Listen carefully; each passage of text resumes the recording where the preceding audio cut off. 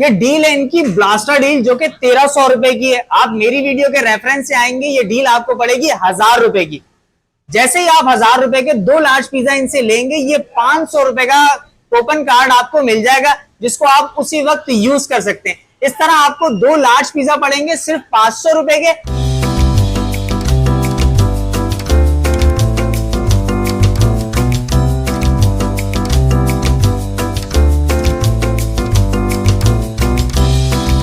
ये आ गए इनके बहुत यमी से 2 लार्ज पिज़्ज़े, और ये जिंगर का आप जरा साइज चेक करें। इस तरह के 4 जिंगर आपको मिलेंगे 1000 रुपए में। आप इसकी पेटी देख लें, जिंगर का साइज देख लें। चलो भाई हुज़ैफा उठाओ और बताओ कैसा है।